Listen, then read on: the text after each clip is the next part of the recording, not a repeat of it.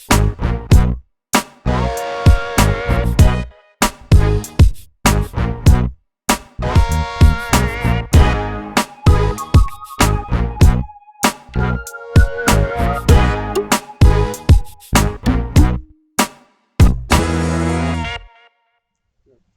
everybody, it's Muscle Car Campy. We're back. It's Cuda time again. This time it's a 71 340. It's in violet. It's got the billboards. It's got the Go Wing on the trunk. But what if we were to tell you that the third generation Barracuda from 70 to 74 was not really the car it was supposed to be? We're going to tell you that story in a second. But before we get going, don't forget, hit that subscribe button. Tell your friends all about this great video. We got a lot of cool cars coming and you won't want to miss any of them. Let's get in the time machine and take a ride back to 1967.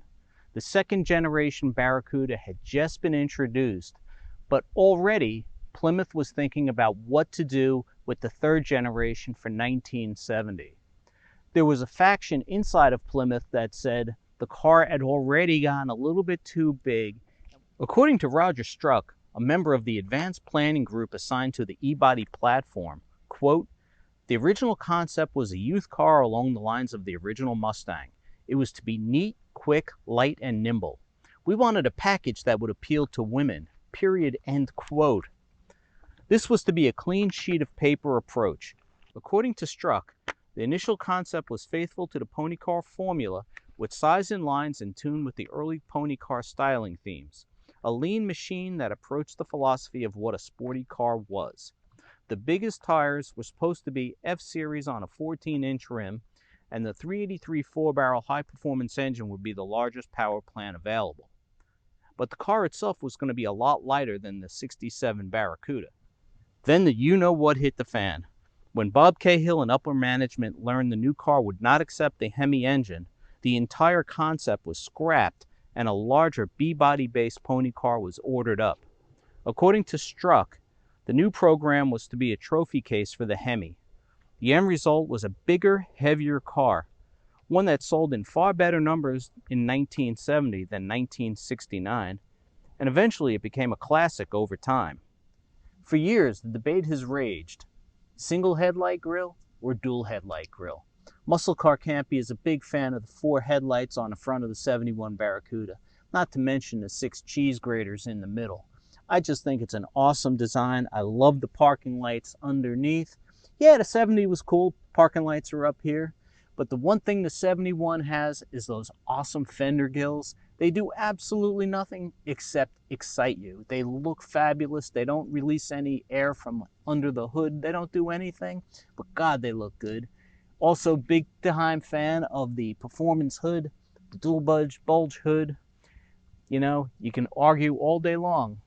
Shaker hood versus performance hood. Can't go wrong with either, in my opinion.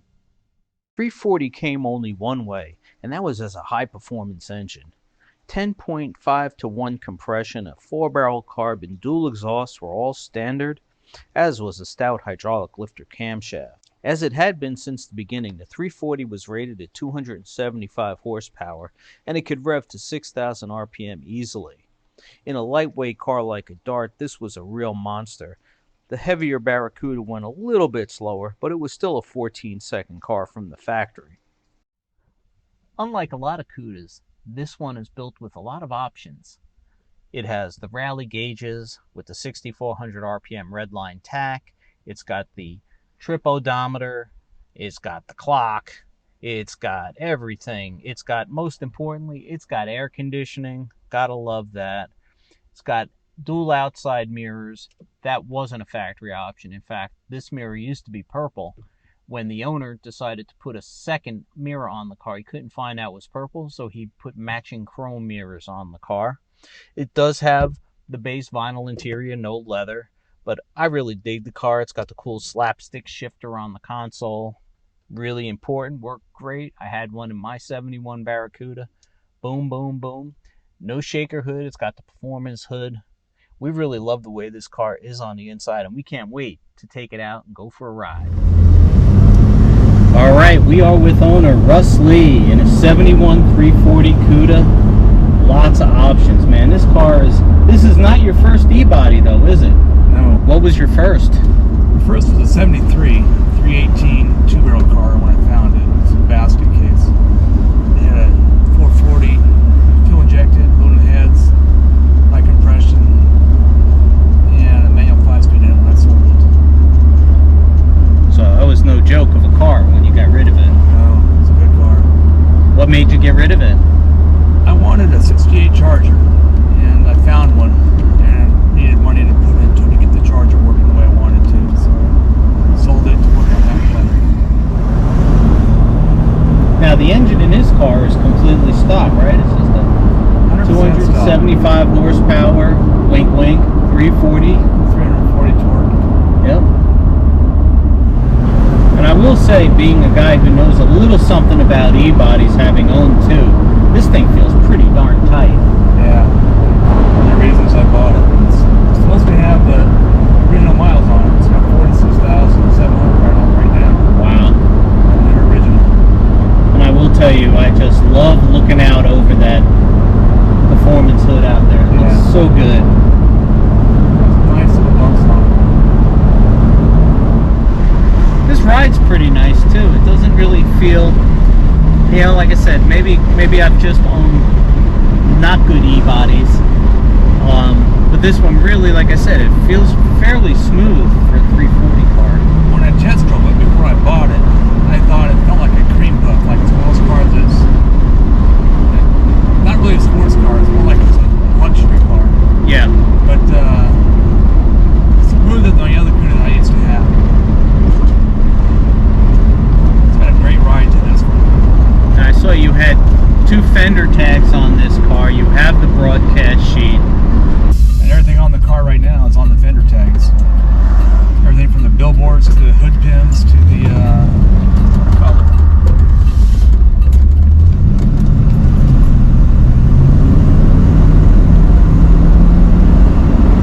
It's so difficult with some muscle cars to, you know, really know the provenance of it, what the car's real story is. But to get a 46,000 mile car with the broadcast sheet and everything else, that's really, you know, makes life a lot better. When I got it from the guy I got it from, I didn't believe him on the mileage. I thought it had more than that. But I found paperwork from their previous owner, who I talked to on the phone the day before yesterday. I called him up and he called me back. We talked about the car. He told me that he had the car for 19 years and hardly ever drove it. It had around 41,000 when he got it, and he sold it with just about almost 46,000 on it. I don't know how he could resist it. 45,000, yeah. You know, you and I met at a car show, and then there's some cruises, and I see this car everywhere. You're really getting your money's worth. No, this is it's a great car, and I have to say, I was never an Inviolate / Plum Crazy fan, but it's really grown on me over the years. And this with the black interior is just, it's pretty special. I remember seeing one of these when I lived in Las Vegas. It was a AAR Cuda that was plum crazy like this, in violet. I loved that color from that moment on. I wanted one of these like this since I was in high school over 50 years ago, and finally had a chance to get one, so I jumped on it. And you got the right one, boy. This thing is really nice. You know, we all know this. You know, having, like I said, having owned a couple, I know that some of them have a lot of rattles in them, and they can be a little tough. But boy, I mean, has this body ever been repainted? It's got one repaint on it. When they did it, the guy tried to restore it back to original condition. The driveline has all the markings on it, the gas tank and all that stuff have all the markings on it from the factory that he put on, and I'm sure the final top's been redone.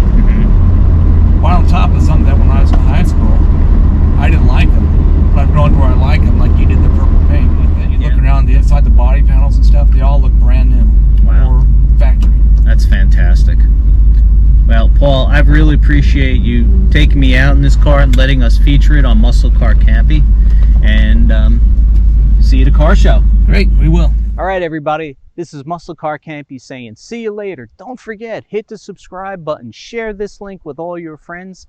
Make sure everybody you know watches this video. We've got lots more cool cars coming. You won't want to miss any of them, so keep checking back to Muscle Car Campy.